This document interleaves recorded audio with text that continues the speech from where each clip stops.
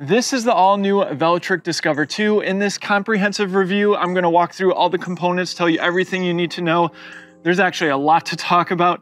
Then we'll get into some first-person riding footage. I'll talk about how the bike performs, some of the advanced settings. Traveling at high speeds, and there we go, 29 miles an hour. Finally, some third-person riding footage where I'll give you my concluding thoughts, some pros and cons. But first, let's take a closer look.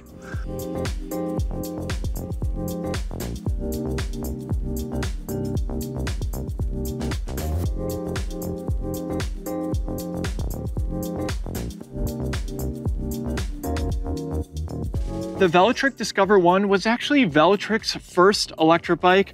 Now they've come out with a bunch of different models. You can check out all of our reviews.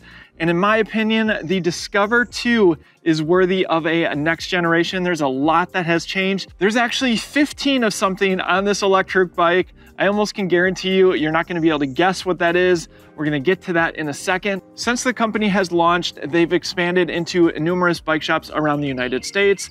They're also available online. And if you do decide to buy online, we would appreciate your free support. All you have to do is click the links down in the description before you make your purchase. Thank you so much for your support. And by the way, launch pricing is $16.99, and any discount codes we have will be in the description as well. As we've seen many companies move towards, they just offer this in a step through, and that step through is low at just 15 inches. Very easy to get your foot over the frame and hop on the bike. Two different sizes, which is nice. Size regular for riders 4'11" up to 5'9", and size large, which is what you see here, for riders down to 5'6" up to 6'4". The bike weighs 63 pounds and has a 440-pound capacity. Here's how I fit as a 6-foot tall rider. And another note, it is offered in 4 different colors. We, of course, went with this really nice red color, really pops. Let's dive into the components. First, stopping power provided by Tektro hydraulic disc brakes paired with 180mm rotors. We've got Kenda street tires, 27.5 by 2.4 inches wide. It comes included with metal fenders both in the front and full coverage in the rear. Velotric was one of the first brands that moved to through axles instead of a quick release or a bolt-on axle. Now that allows you to feel more confident that your wheel is in the right place. It's also more sturdy and more precise. And speaking of assembly, I will note that besides putting the front tire on, you also have to attach the handlebars. You have to put the display on as well as the light. So there's a few extra steps compared to some electric bikes. Though Velotric does make the unboxing process very easy. They have great videos as well. Up front is a front hydraulic suspension fork, 80mm of travel, and they're actually using boost spacing, which might allow you to go a little bit wider on the tires as well. And the boost spacing also helps improve strength as well as stiffness. There is a lockout adjustment on the right. Completely lock it out or open it up. Here's what you can expect out of the front suspension fork. There's 4 bolts on the head tube here. This, of course, is to mount the front basket. Velotric does an awesome job with their accessories. So if you're looking for some additional storage, this is a great option. It also allows you to move the front light to the basket. So say you don't want the light to move when you move your handlebars, it can be fixed to the basket. Lots of cables going on here. You have 2 that go into the head tube. You also have these cables on the left side, and of course the brake line as well. I'm going to wait to show you the lights because there's really cool customizations within the display. Let's move on to the cockpit. First off, something I really like is this adjustable stem. You can see I have it lifted here. That's going to put me in a more upright riding position. You can customize to your liking. And even more, you have swept back handlebars, further enhancing comfort. You can tell that comfort really is top of mind for this particular model from Velotric. For brakes, matching Tektro hydraulic disc brake levers, complete with motor cutoffs. We have locking ergonomic rubber grips. Velotric offers this mirror as an optional accessory. And what's cool about it is it can be extended. So even though it's mounted all the way here, you can still have better visibility behind you. And they're using, let's call it an automotive type coating. So it's more blue. That of course helps reduce glare, more of a personal preference. On the right, we have the bell. And a Shimano 8-speed trigger shifter. On the left-hand side, this is the left-hand thumb throttle. Very easy to press. There are 7 buttons on this left-hand control pad, but I want to show you something really cool.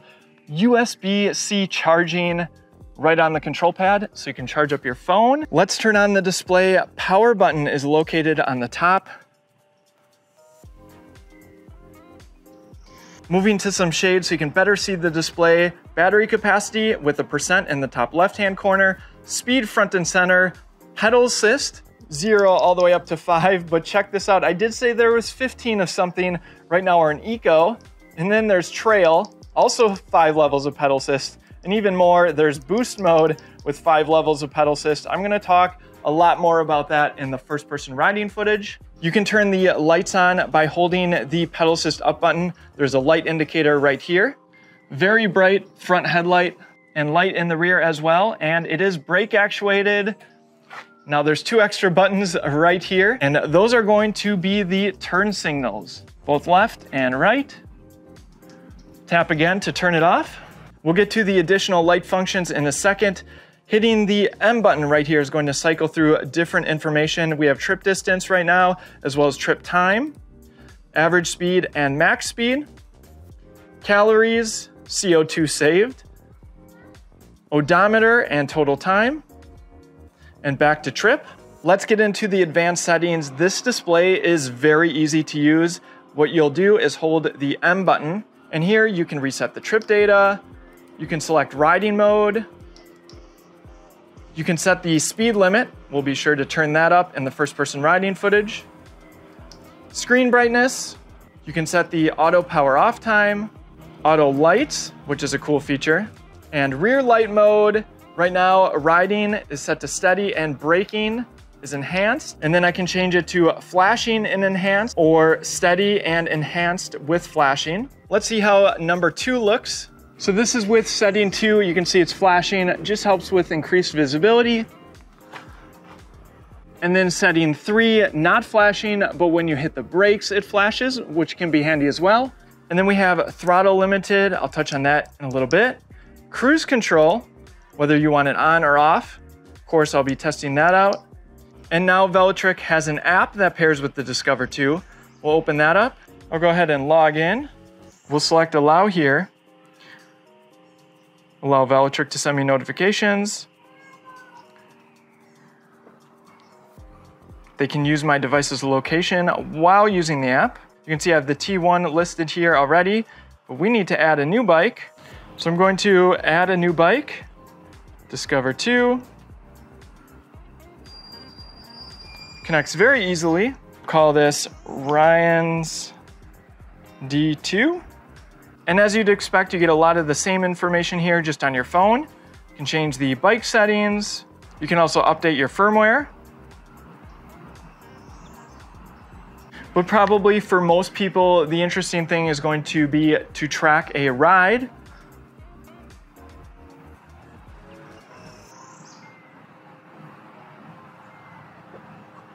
And just remember, you don't have to use the app. You can use the bike without connecting it to your phone ever or creating an account. And the last couple of features, first, Find My. That's Apple Find My, which is a really cool feature if you happen to have an iPhone. I, of course, don't, but you can imagine how that works. Just allows you to track your bike just as if you are using an AirTag. And finally, the last setting in here is Set Units. There are a few important things to touch on with the battery as well as the electronics. So the electronics are IPX6 rated, but the battery is IPX7. They're really proud of that, so much so that they sent over a video of someone putting this e-bike battery in their washing machine. I'll throw that video on the screen so you can see it for yourself.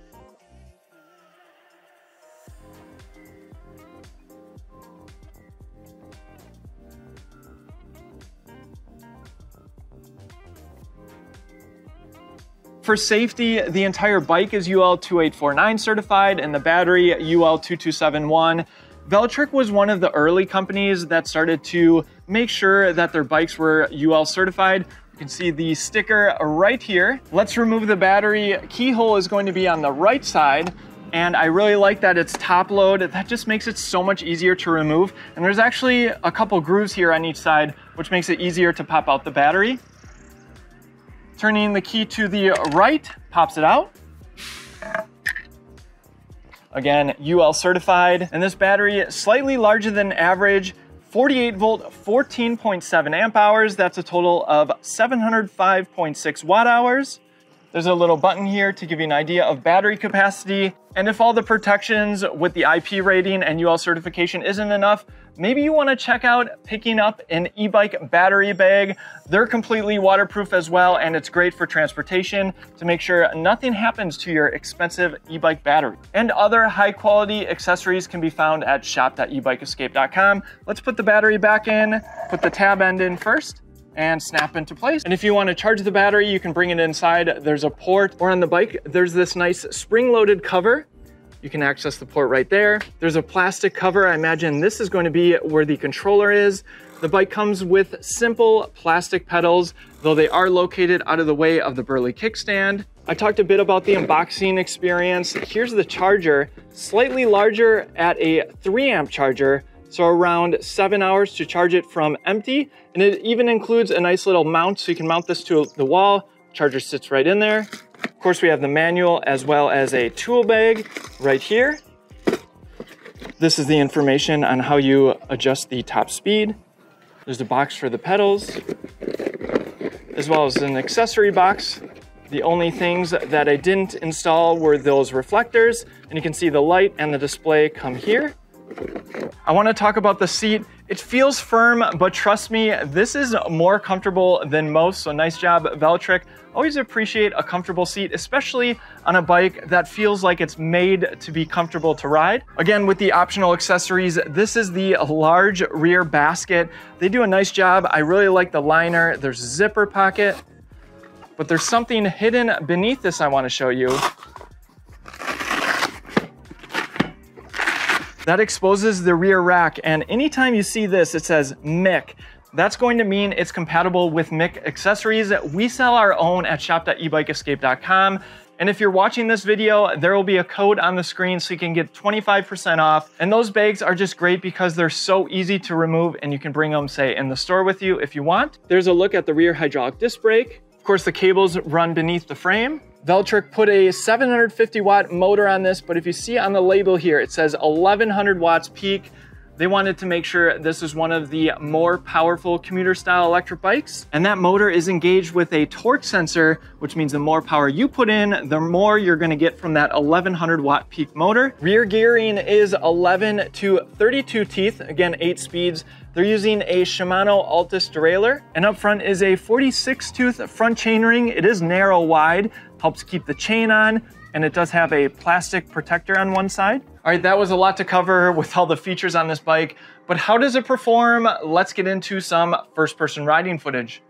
Let's get started with the first-person riding footage. We have a lot to talk about because of some of the unique features within the display, but also just 15 levels of pedal assist. Nice step-through frame, able to hop on.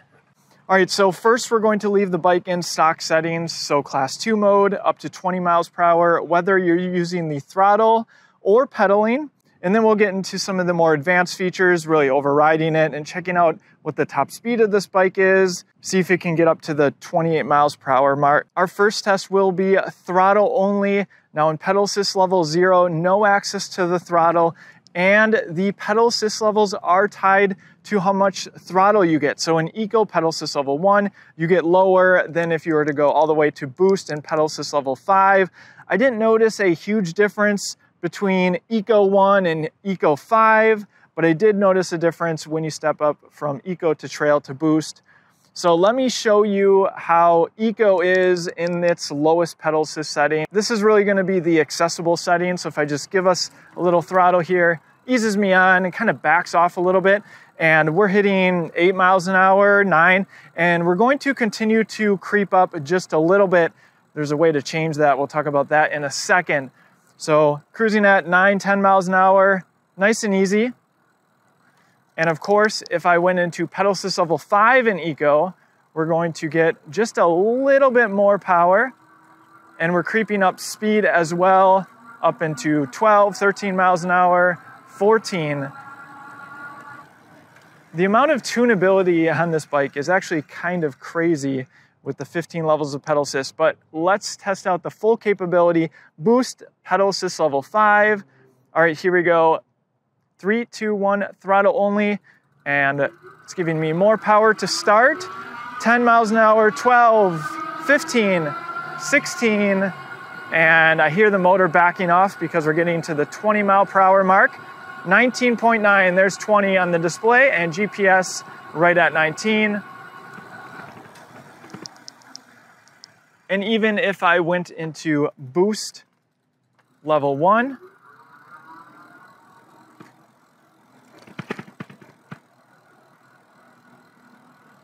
you just get a little lower of a top speed, around 10 miles an hour, it seems. So that's going to be the big difference. And of course, the acceleration felt a little bit more in pedal assist level 5. So you can decide what you want to do. The pedal assist levels seem to be tied to specific speeds. And then of course, you can have additional acceleration if you want, going into the different modes. All right, one cool feature, we're going to pause here. This is pretty cool, and it engages just a little bit differently than I've seen, and that is going to be cruise control. So I'm going 8-9 miles an hour, and what I'm going to do is hold the button on the bottom of the display. There's so many buttons here, but I'm going to hold that button, and there's a little indicator here. Looks like a little speedometer. That means cruise control is engaged, and I cannot pedal at all if I don't want to and go 8 miles an hour.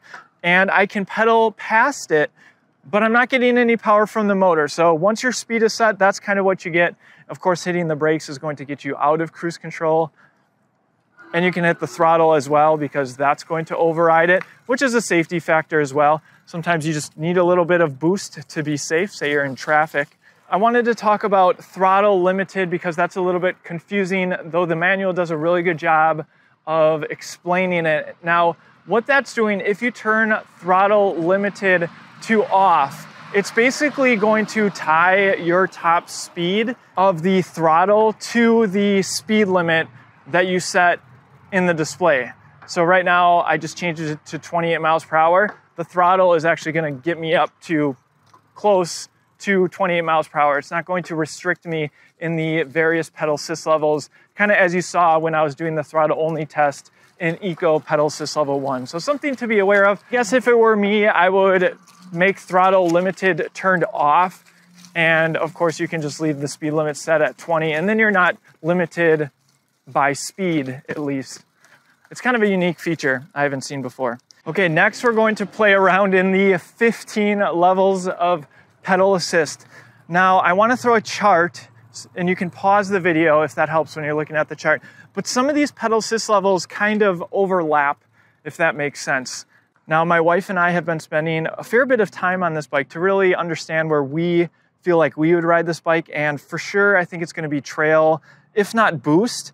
But let's start out in Eco, and then we'll go through the various pedal assist levels. I'll kind of talk through how it feels, and I'll shift all the way down. And remember, this bike is using a torque sensor.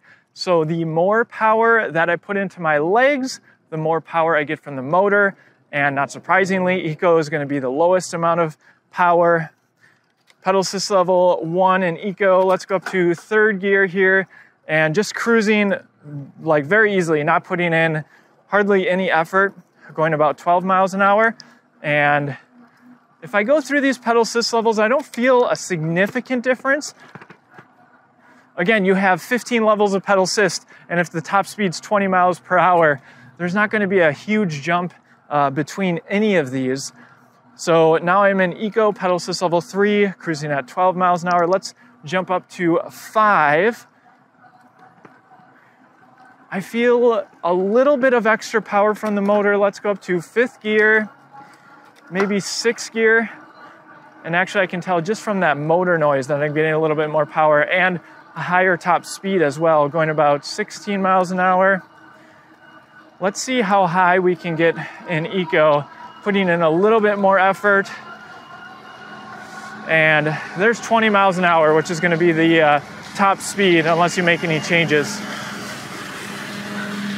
Next, I bumped it up to trail. Again, that's going to be the bottom button. Very gentle on the torque sensor. 3rd gear.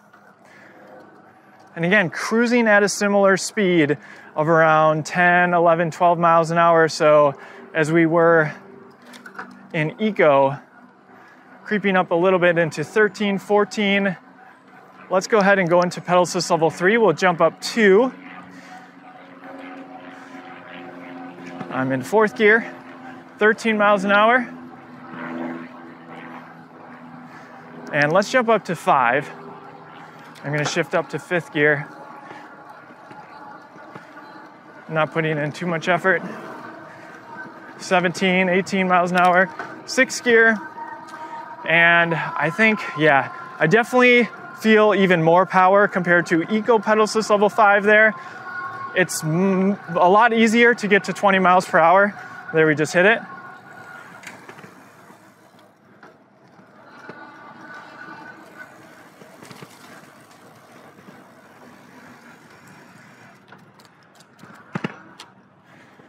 I just want to comment on the riding, going over the bump. Felt the suspension, that felt good. As does the swept back handlebars. Super upright riding position, just very comfortable for long rides. Let's go into boost mode. Now, I typically like to travel at higher speeds, unless of course I'm on like a super busy path. All right, boost mode, pedal assist level 1. Again, you just don't feel that much from the motor right from the get-go. Let's shift up to 3rd gear. Shifts just great with these trigger shifters. 4th gear maybe. Again, just spinning the legs. What I'm curious about on these torque sensor electric bikes is how much effort do you really have to put in if you want to hit the top speed, because that's all of the comments that we usually get about torque sensors. Just harder to hit those top speeds, depending on the bike, of course.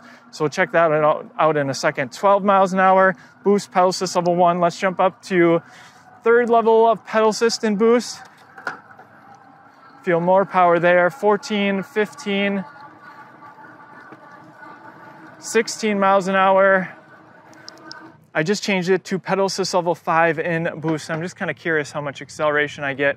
It's very responsive. Certainly more power, but not anything that you're not going to be able to handle, of course, unless you just really hammer down with your first pedal stroke. Then you're going to get up to speed faster like I just did.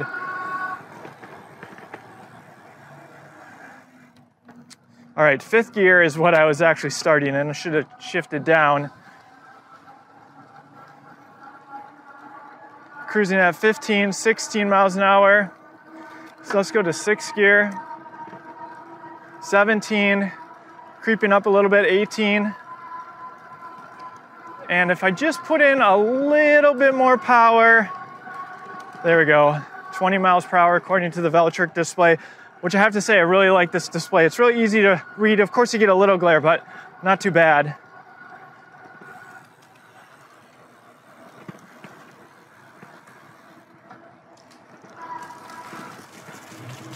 Now, the bigger question, of course, is how hard is it to hit 28 miles per hour? For this first test, I'm just gonna do throttle only. We're just gonna see the capability of this motor. Of course, that puts it out of what classifies as an e-bike, so just make sure you're following all your local laws and regulations. I have it in boost, pedal assist level 5. Let's see what the top speed is. All right, 10 miles an hour, 12, 14, 15. All right, we're hitting 20 right there, 21, 22. Looks like the GPS is just lagging behind a little bit. 23, 24, 27. All right, this motor is very capable.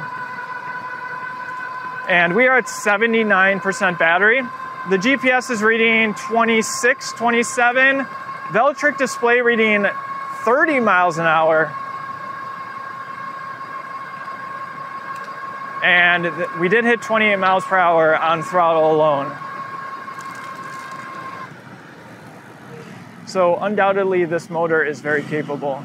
Now I want to see what we can do in, let's call it class 3 mode, in boost, pedal assist level 5, see how much effort I have to put in to hit the 28 miles per hour, see if there's any differences with the tuning of the motor when you change the top speed. All right, 3rd gear, 4th gear, and I'm just pedaling nice and easy for now.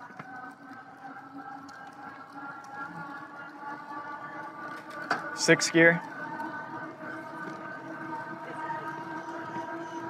All right, seems like we're getting a similar amount of power, though. I am in 7th gear, approaching that 20 mile per hour mark. All right, I'm gonna put in more effort. It does not take much effort.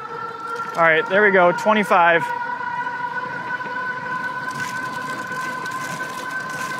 And there's 8th gear. You're gonna want those gears if you're traveling at high speeds. And there we go, 29 miles an hour.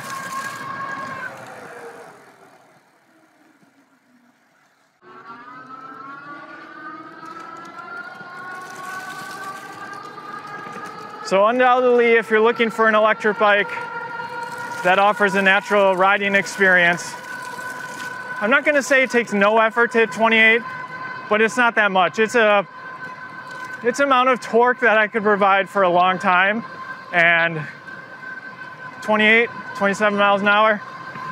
And if you push more, imagine that motor's gonna kick off at some point because of the speed limit. But the Velotric display was reading 30 miles an hour. So now that we know how that 1100 watt peak motor performs, let's get into some third-person riding footage, and I'll give you my concluding thoughts on the Velotric Discover 2. Velotric has come a long way since their first e-bike, which was the original Discover. The lineup is now much broader, and the new Discover 2 is their first refreshed e-bike in the lineup. And refreshed it is, making improvements to so many areas from the Discover 1. Those improvements and new features though, yes, do come with a cost.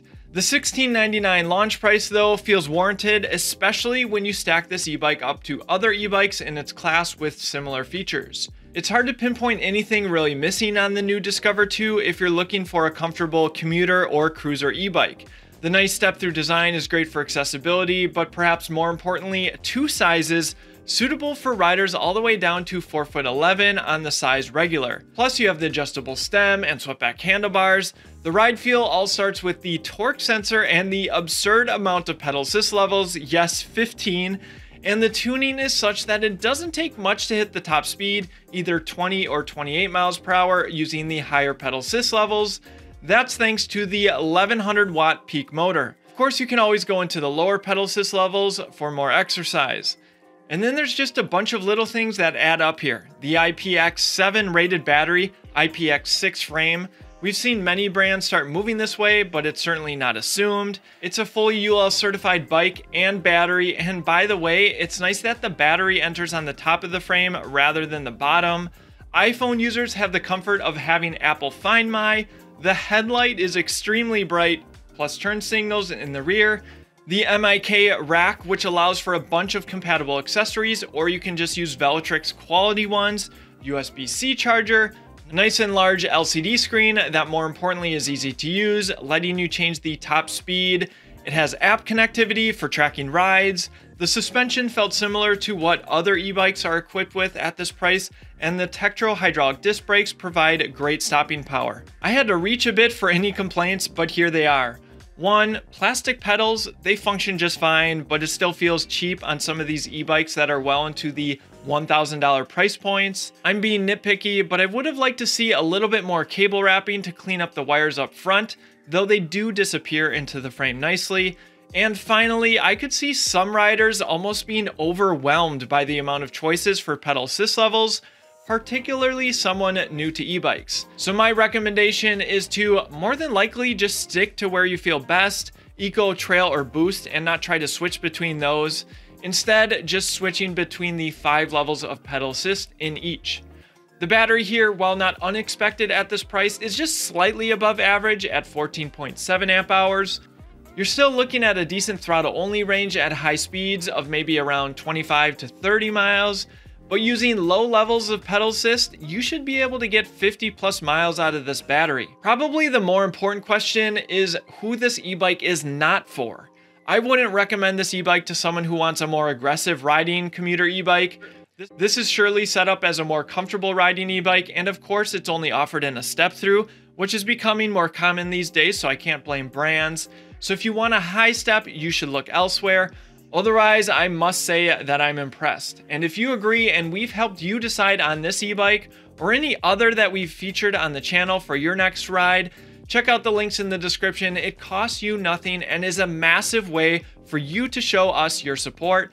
Velotric also has a growing network of dealers, which can be found below as well. The Discover 2 is a huge improvement over the first gen Discover, and at this sub $2,000 price point, you're not going to find anything with all of these features. I want to hear what, if anything, that you can think of that Velotric is missing here down in the comment section. Thanks for watching, and we'll see you in the next one.